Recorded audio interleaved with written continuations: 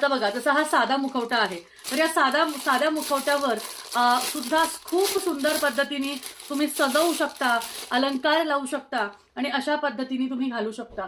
खूप सुंदर पद्धतीने अशा माता लक्ष्मीचं आगमन तुम्ही तुमच्या घरात करू शकता.